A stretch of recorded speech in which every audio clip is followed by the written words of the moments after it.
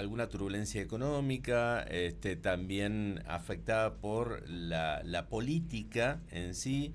Así es que, bueno, estamos pendientes de todo esto que está sucediendo. Y vamos a hablar con Sergio Berenstein, que es analista político, y lo tenemos en línea para charlar un poquito sobre todos estos temas. Sergio, ¿qué tal? Buen día. Antonio y Natalia los saludan. Bienvenido. Hola, ¿qué tal, Antonio? Buen día, un gusto. Bien, muchas gracias por atendernos. Bueno, se dio la renuncia de Kicillof. Anoche el presidente habló también sobre este tema, mencionó, bueno, sus reuniones con Mauricio Macri. ¿Cómo ve de aquí a pocos días que quedan para las elecciones este panorama político que se ha presentado nuevamente con denuncias previas antes de una elección, ¿no? El escenario está muy turbulento en materia económica. Hoy se esperan novedades fundamentales desde Washington. Seguramente mañana tendremos definiciones, pero algo probablemente vaya a filtrarse. Esto es vital porque la Argentina, como ustedes saben, eh, no puede continuar con este esquema cambiario. El plan económico se agotó y la derrota del gobierno de la provincia de Buenos Aires aceleró un poquito los tiempos. Ya era obvio que la Argentina tenía problemas serios en materia económica Uh-huh. y la cosa se complicó más por la incertidumbre política. En este contexto, los escándalos de esta última semana y media con el affair Expert no hizo sino profundizar el hecho de que también en materia política el gobierno necesita un cambio muy profundo.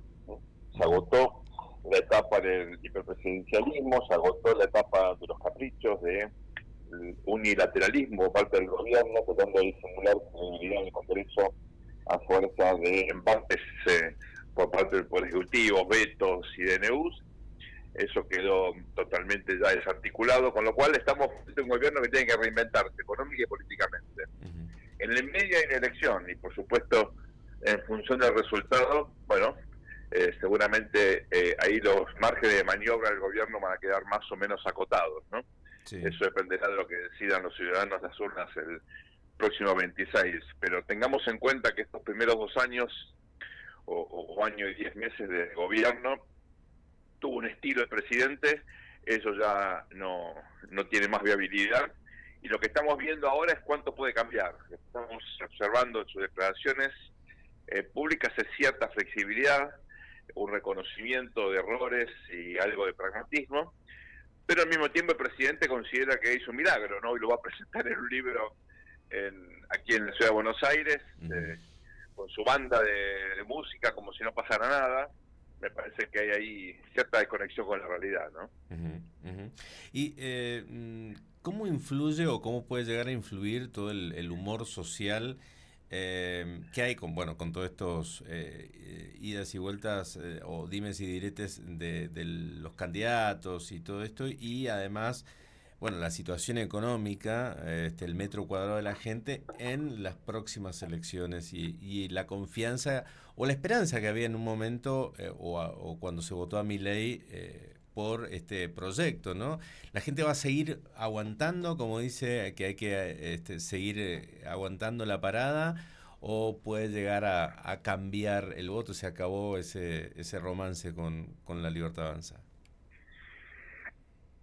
Yo creo que acá hay que ser prudente porque muchas veces se extrapolan datos de la realidad y Uh-huh. se saltan a conclusiones que son un poco, me parece, imprudentes, ¿no? Uh-huh. El gobierno sigue teniendo una base importante de apoyo que coincide con el voto en primera vuelta.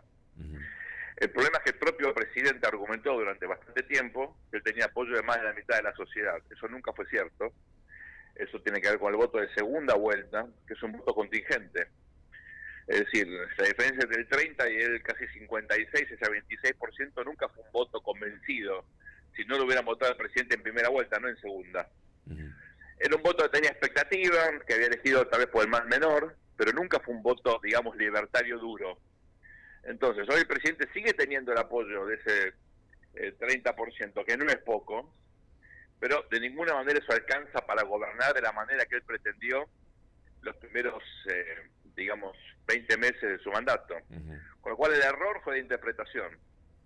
El error del presidente fue suponer que había ganado efectivamente con el 56% de los votos. El error fue creer que esa enorme mayoría de segunda vuelta no era algo contingente, sino era algo permanente. Entonces, creo que ahora hay un reconocimiento, tal vez por inmadurez, por falta de experiencia, por mal asesoramiento, una combinación de todo lo anterior, y también por suponer que la mejor defensa es un buen ataque, cosa que no es cierto en política. Todo eso junto lo llevó al presidente a desarrollar un estilo de gestión, un estilo de gobierno que se agotó, ¿no? Entonces, ¿tiene apoyo de la gente? Bueno, es muy difícil hablar de la gente porque la sociedad argentina es súper plural, muy heterogénea. Hay regiones en el país donde la economía está pésima, otras donde, bueno, por suerte la cosa está un poquito mejor.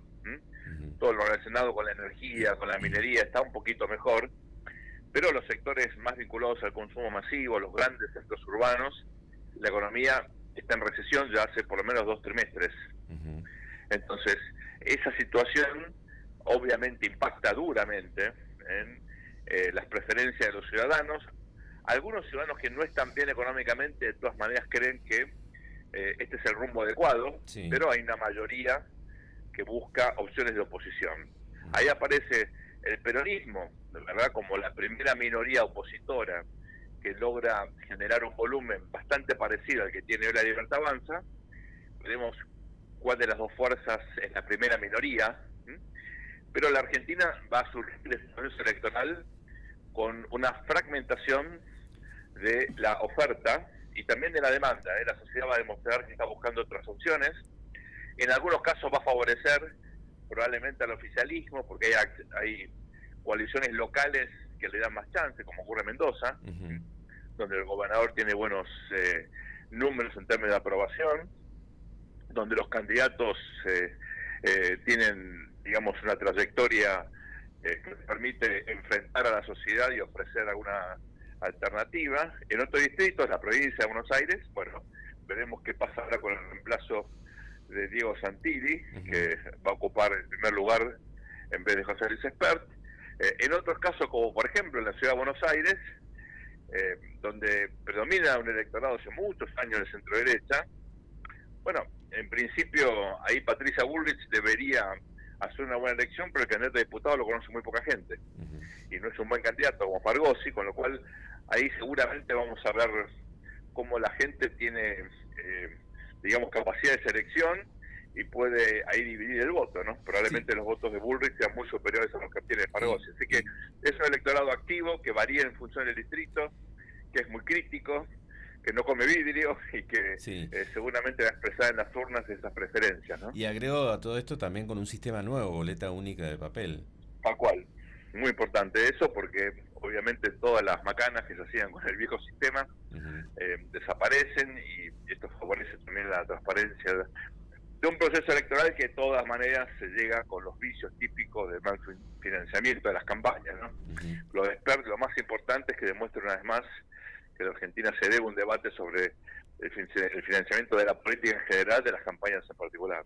Sí, y sobre todo hablamos de ficha limpia, que en nuestra provincia, bueno, ya viene hacia adelante, haciendo lo que no logra obtener los votos a nivel nacional. Y este mapa que usted marca acerca de lo que sigue pasando tal vez en Mendoza, tal vez en Córdoba, bueno, esto lo llevó al presidente de la Nación a ganar en segunda vuelta, y que cómo es el análisis, ¿no?, del votante hoy, porque el mapa sigue más o menos igual, un peronismo que sigue fragmentado, que sigue peleado hacia adentro, que sigue discutiendo cuestiones que tienen que ver con las formas de Milei, y que no tiene absolutamente ninguna propuesta. Y el electorado, ¿qué es lo que puede llegar a votar según su análisis? Porque evidentemente, bueno, su quintita chica, su metro cuadrado, el que le pongan plata a pesar de que la inflación bajó, de que el Estado se achicó y de que lo que se prometió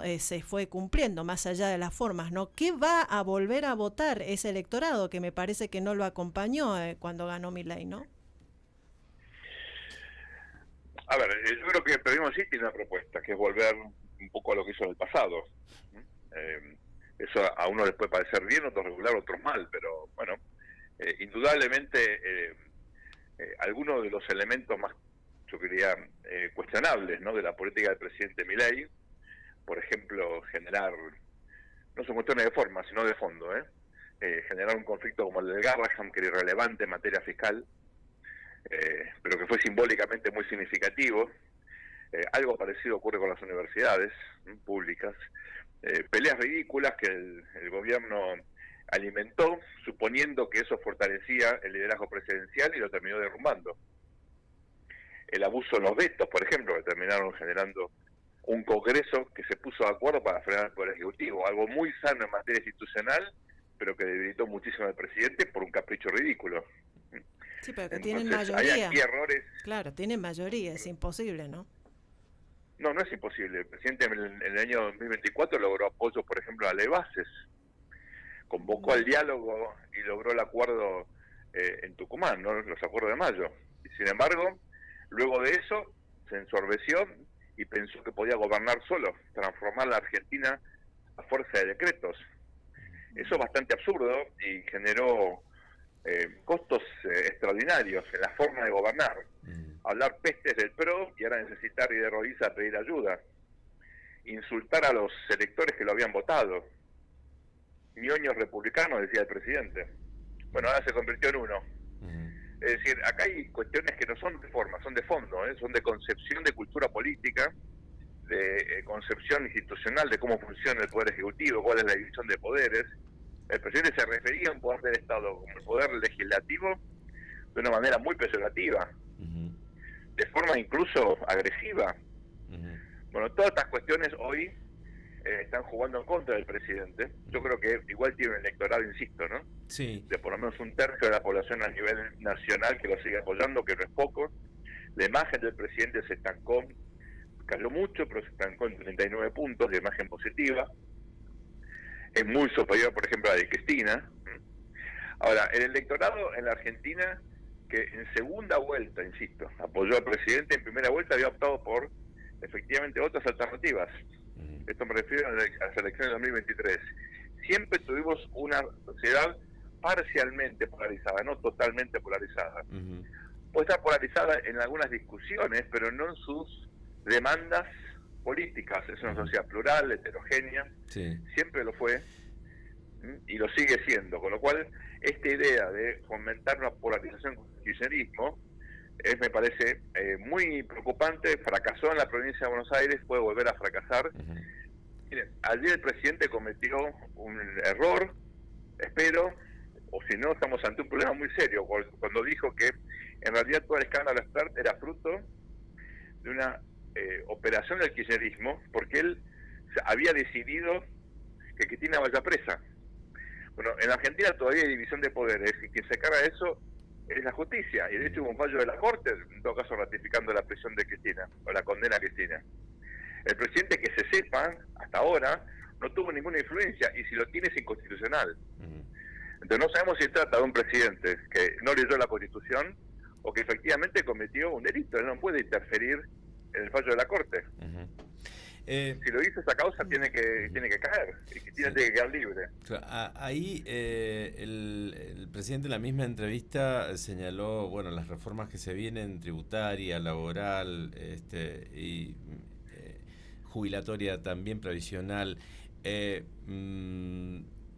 ¿Cómo podría quedar esta cuestión de esta propuesta de reformas según las elecciones, ¿no?, del 26? Eso es lo más importante que tiene que debatir la Argentina. Argentina se comprometió a hacerlo con el Fondo Monetario. El presidente le prometió a Argentina, cuando fue candidato, que tenía ya las reformas escritas. Si eso es así, no las mostró nunca. Por eso perdimos la oportunidad de debatir esto en el 2024. Nunca el presidente presentó proyectos de reformas estructurales. Hasta ahora eso está siendo redactado por el Consejo de Mayo. Y perdimos 2 años de gobierno. Entonces, también acá hay un error que el presidente tiene que admitir. Todo lo que se hizo hasta ahora en materia de regulación y reducción del gasto público, bueno, es muy meritorio, sobre todo la cuestión fiscal, pero recordemos que esto se hizo a costa de los ingresos de los jubilados, los salarios de los funcionarios públicos, pero no hubo un achicamiento efectivo de la plata estatal.